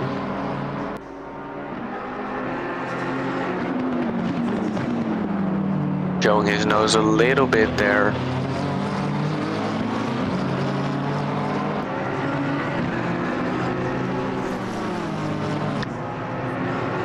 Now we know that Cameras is already in a drive-through this race for track limits. He might get another one, we don't know how many track limits he has now. But it's the same problem, of course, for Marty, who also might be struggling with track limits here. As it's a little mistake from Cameras. Can Marty put alongside? No, he can't, not yet at least. Might be able to do something at a different part of the racetrack, but it looks like this race between these two will be decided with a mistake from one of the two drivers. And talking about drive-through, Gil has just got a drive-through for track limit, which will drop him down into P9, maybe even into P10, but I think he will get P9 with that. And does bring him out of the fight with Alex.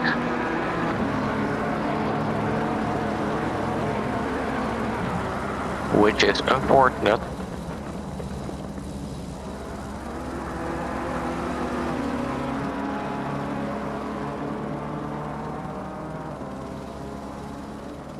Meanwhile, Marty's still close behind. Cameras has gone on a little bit of a gap, but not too much. Oh, I've just seen a mistake from Nick Ice into the wall. Lots of damage on the front end of his car. That is unfortunate.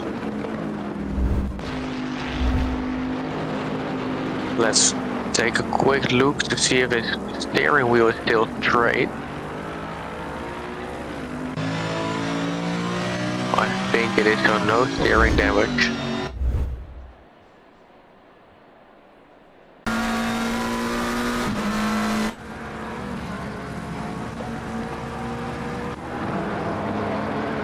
Looks like Mr. Fox is fell behind. Only a second though. Yeah, it looks like Cameras found some pace again. Or Fox has made a slight mistake. Yep. I'm not sure which.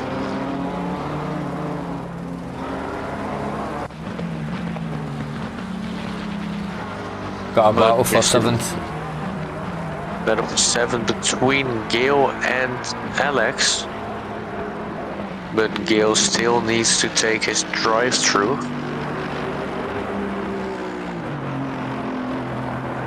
Which I think you'll have to take this lap, maybe next lap. So you will lose his position. I think he will at least not be able to get P7. But because of the crash that Nick had, he might be able to keep P8.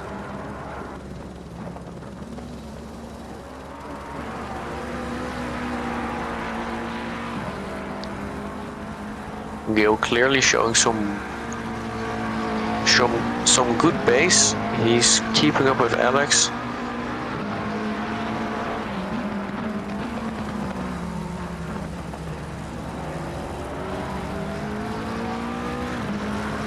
As he's taking his drive through.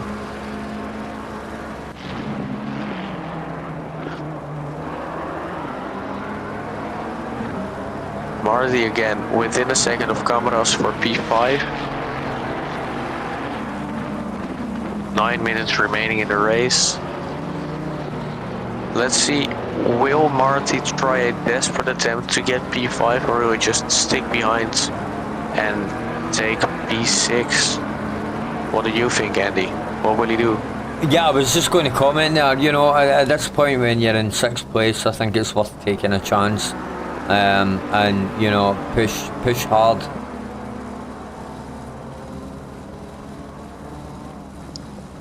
If I was like P1, P2, P3, I would probably maybe, depending on the gap, stick where I am in fear of making a mistake.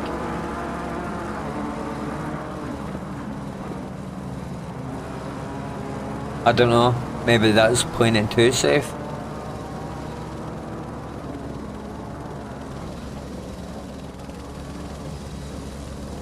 Well, I honestly don't really know what I would do. I mean, looking at Marty, he came from...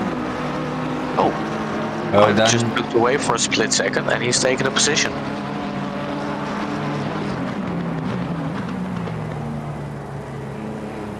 A small mistake by Camaras there, which allowed Fox to just breeze past. Yeah, I think Camaras, I think his tyres are gone. Could be a possibility with only 7 minutes left in the race.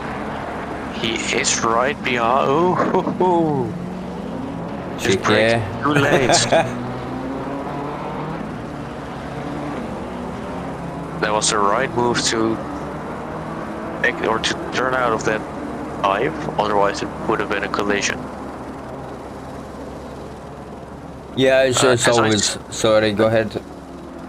As I see a question in the live chat, who is P1? Well, that might be a big surprise, but that is Marcy Bella with a gap of 41 seconds to P2.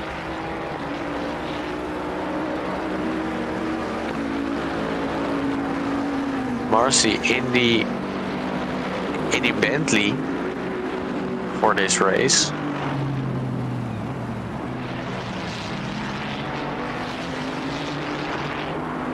And still the same level of dominance as he is, or as he has in the McLaren.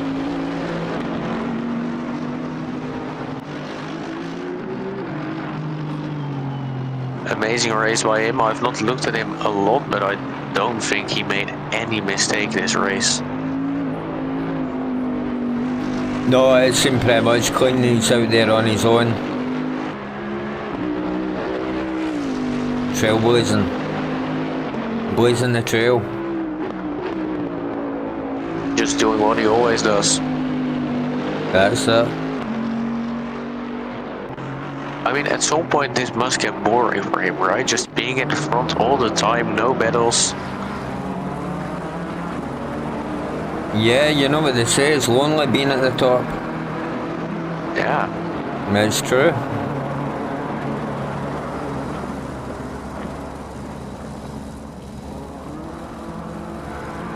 He is clearly very lonely with 41 seconds to Bruno in P2.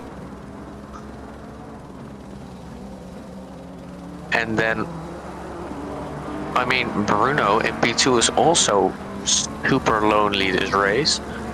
because Luca in P3 is 48 seconds behind them.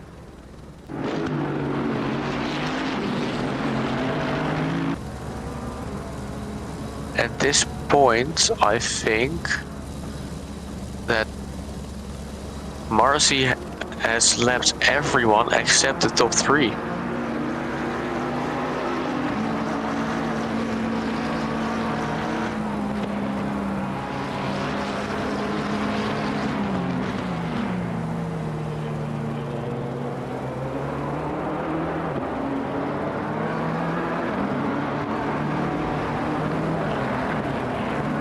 Closest battle on track with less than 5 minutes remaining is still between Cameron and Fox. Cameron making a slight mistake, clearly over pushing the car and over pushing his tires, which are pretty old at this point.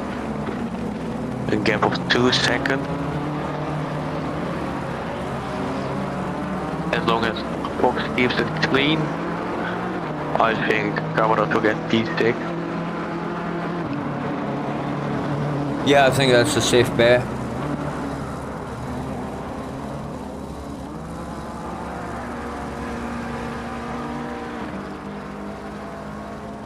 Now as we're getting closer to the end of the race, I think it is time to slowly think about our driver of the day.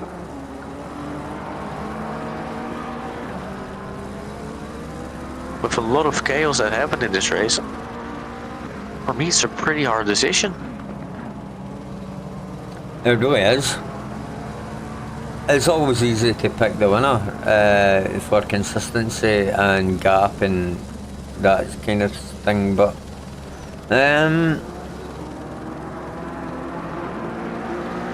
we've had a lot of action from Voda, Cook and Cameras and Mr. Fox. Raymond gave us a little bit of action as well.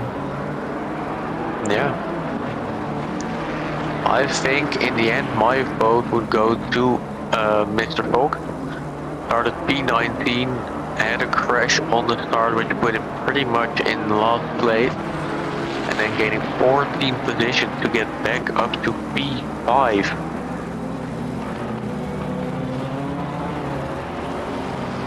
Yeah, absolutely. Yeah, absolutely agree with that. Yeah.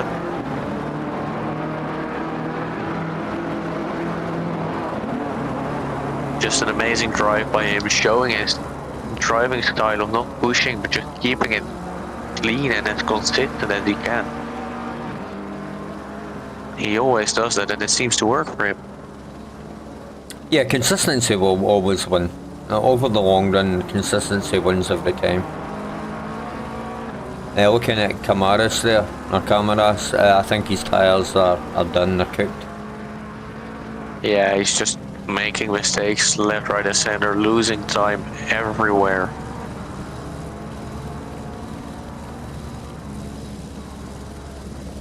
Yeah, absolutely, Marty Fox for driver of the day. I agree with that one.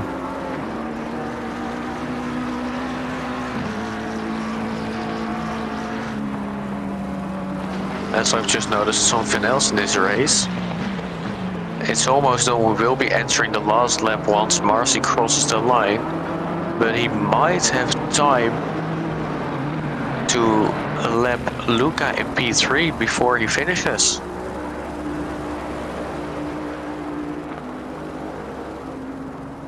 He's pretty close to Luca now. So I think that all that is in Luca's mind right now is just push as hard as I can and don't get lapped. Absolutely. Marcy entering the last lap now. After a long 1.5 hours of Oulton Park. Pretty much so.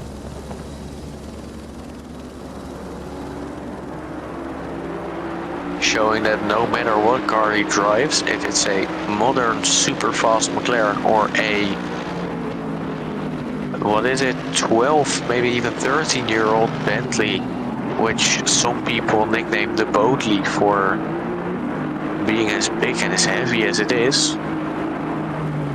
He is just as far as at the front as he normally is, and just being absolutely dominant.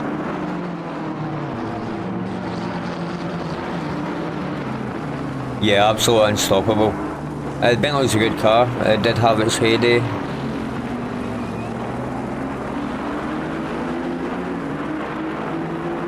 Just looking like a good car for this track with how strong it is over the curves, especially in the first and second chicane where you have those big sausage curves which can really launch your car up in the air.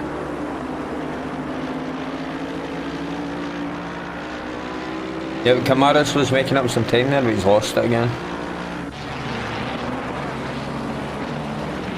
Yeah, I think it's the end for Camaras. Same as for this race as Marcibella crosses the line, flashing his lights with a incredibly dominant P1.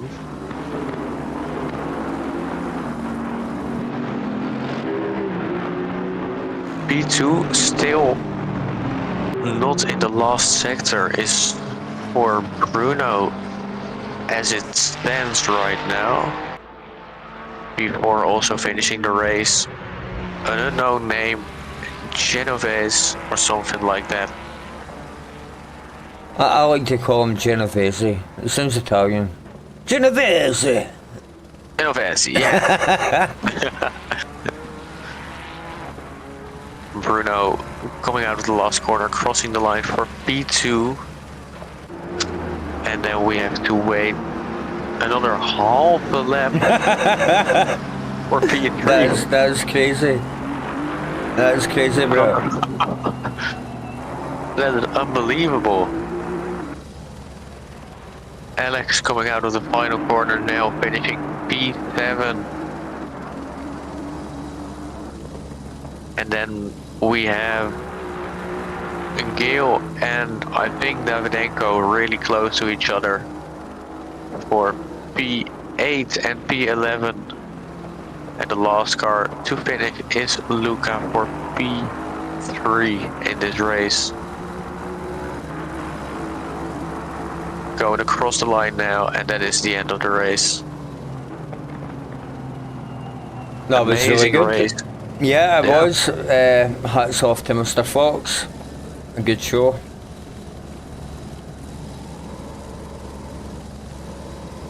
And congrats to Marcy for winning once again. Just showing his pure raw pace and speed. Absolutely dominating the field. Yeah, well done to P1, P2, P3, P4, P5. Well done, guys. I've been your host, Andy McDonald, and with me tonight we have Micha. Yep, really enjoyed it today. Thank you for doing this with me, or for making all these beautiful graphics that we had this race. Thanks for that, Andy. That was amazing. No, you're very welcome. Hopefully we will have many streams to come. As Micha said earlier, it's every Monday. We normally had an event on a Friday, but that's been kind of at the end of its season now. We're hoping to fill that gap with something. But if you join the Discord or look for our website, I think it's scottishlegends-versal.app. If you go there, you'll find some more information regarding joining the Scottish Legends. Anything else you want to wrap up with, Micha? No, not really. The only last thing that I really have is that I have put a link in the live chat of the stream, which should be an invite for our Scottish Legends Discord. So please join and have a look around. Yeah, if you go to that link, I'll make sure that link's in the description of the video as well. And I think that is the moment to thank everyone for watching and for sticking with us through this 90 minutes. Yeah, absolutely. Thank you to everyone that joined the live stream. Thank you to yourself. Thank you to me. I'm not kidding on. Yeah, it's been great. It's my first time live streaming on the live on the YouTube live platform. It's been great. I've loved it. Yeah, it's been amazing. Next time, hopefully, we can maybe get some of the podium drivers in on the chat after the race and have a kind of a post debrief. We'll try and get that organised for the future. I think that would be good. Yes, definitely. Let's see if we can make something like that happen. Yeah. Perfect. Right, okay, it's been great, guys. I'm going to end the stream. Micha, it's been absolutely a pleasure, buddy. It's been a really good night. It has been. Thank you for tonight. No worries, man. Right, until next time, folks. I've been Andy McDonald. Micha's been Micha, and we'll catch you next time. See you guys next time. Bye.